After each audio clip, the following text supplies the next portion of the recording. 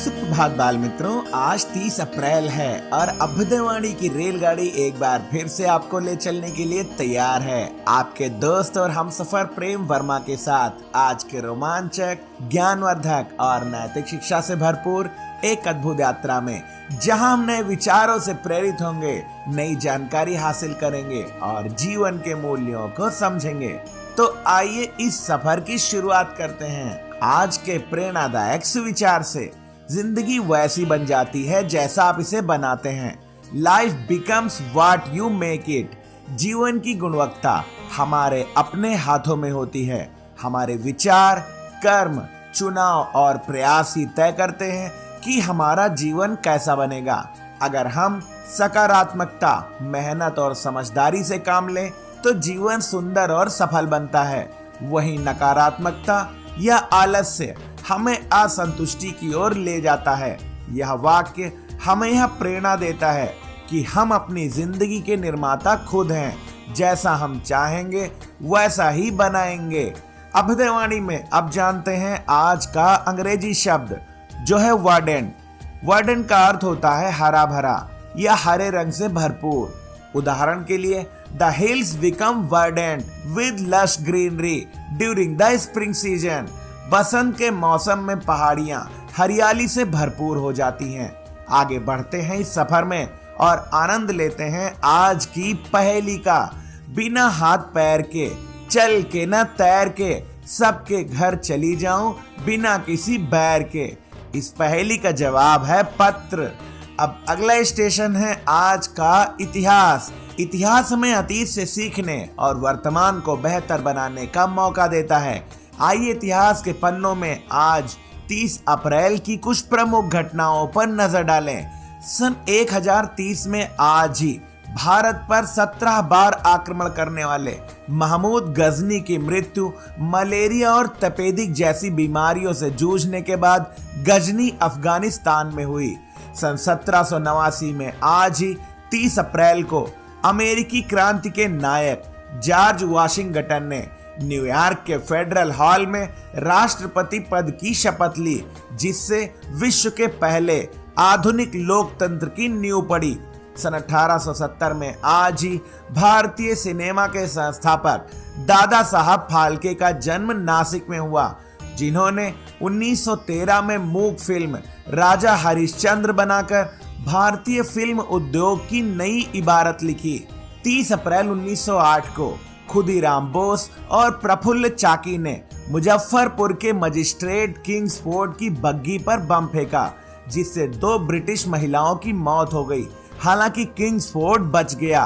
Kingsford को युवा क्रांतिकारियों को कठोर दंड देने के लिए जाना जाता था। खुदीराम बोस को गिरफ्तार कर लिया गया और 11 अगस्त 1908 को उन्हें फांसी दे दी गई। खुदीराम बोस को आजादी की लड़ाई में फांसी पर चढ़ने वाले सबसे कम उम्र का क्रांतिकारी माना जाता है। सन 1927 में आज ही केरल के पथानमथिट्टा में भारत की पहली महिला न्यायाधीश फातिमा बीवी का जन्म हुआ, जो 1989 में भारत के सर्वोच्च न्यायालय में न्यायाधीश के रूप में नियुक्त होने वाली पहली भारतीय महिला थी।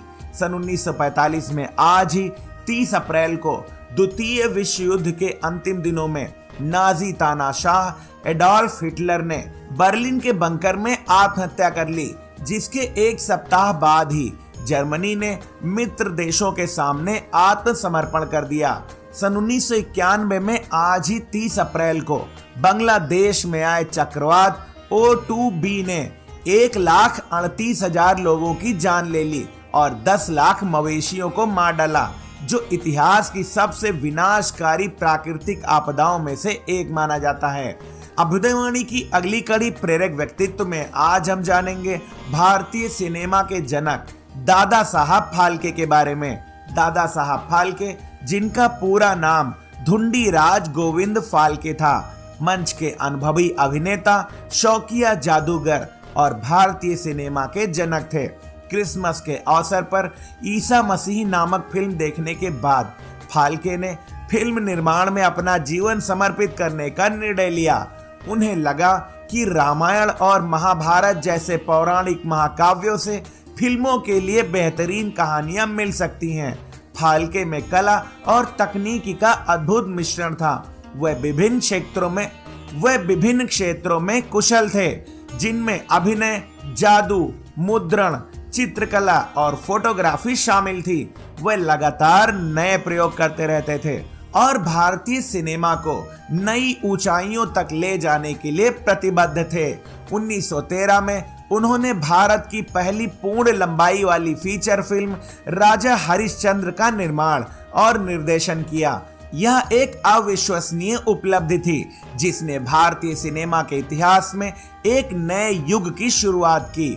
अभ्युदयवाणी के दैनिक विशेष में अब हम जानेंगे 30 अप्रैल को मनाए जाने वाले आयुष्मान भारत दिवस के बारे में।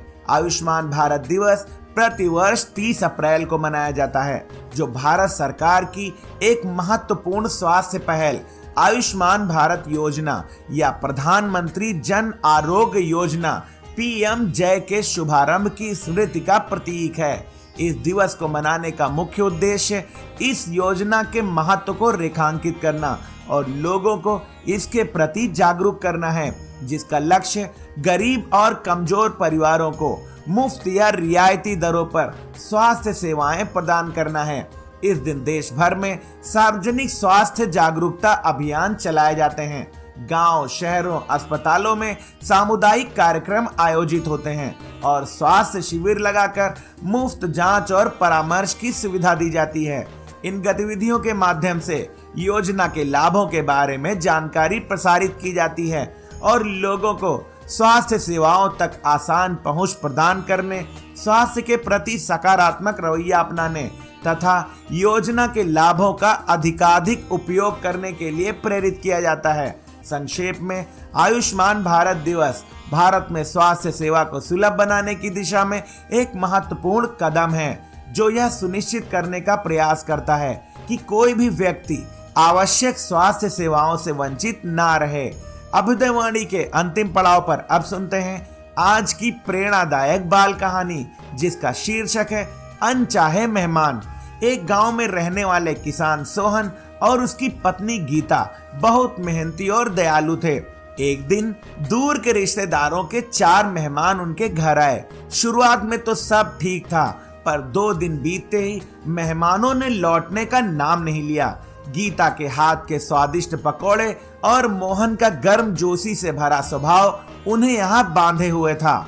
मोहन ने संकोचवश कुछ नहीं कहा, लेकिन धीरे धीरे उनके चेहरे पर चिंता की रेखाएं उभरने लगीं।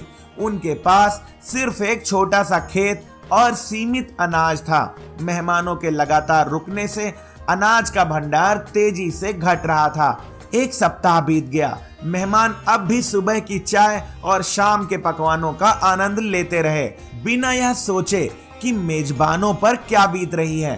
गीता ने मोहन से कहा, सुनो, ऐसे तो हमारे बच्चों के लिए कुछ नहीं बचेगा। मोहन ने ठंडी सांस भरते हुए एक योजना बनाई। अगली सुबह मोहन ने मेहमानों को कुदाल और टोकरियां थमाते हुए कहा, भाई साहब, आज खेत में मजदूर नहीं आए। बरसात का पानी रोकने के लिए नाली खोदनी है। आप लोग अगर थोड़ी मदद कर दें तो काम जल्दी पूरा हो जाए। मेहमानों के चेहरे उतर गए।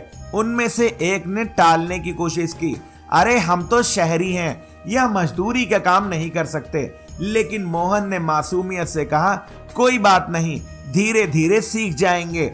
धूप तेज थी। मेहमानों के हाथ में छाले पड़ गए।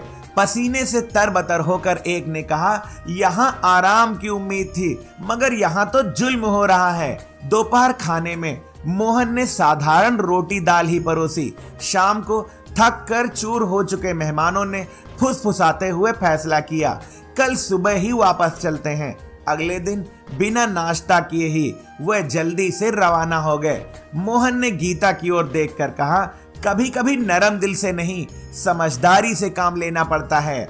इस कहानी से हमें शिक्षा मिली कि आतिथ्य एक अच्छा गुण है, लेकिन इसका फायदा नहीं उठाना चाहिए। मेहमान और मेजबान दोनों का कर्तव्य है कि वे एक दूसरे की सुविधा और सम्मान का ध्यान रखें। हमें हमेशा अपनी सीमाओं का ध्यान रखना चाहिए और दूसरों पर बोझ नहीं बनना चाहिए। आज की अभ्युदयवाणी का सफर बस यहीं तक था। कल सुबह फिर मिलेंगे एक नई ऊर्जा के साथ, रोमांचक, ज्ञानवर्धक और नैतिक शिक्षा से भरपूर एक रोचक सफर में। आपका दिन शुभ हो। जय हिंद, जय भारत।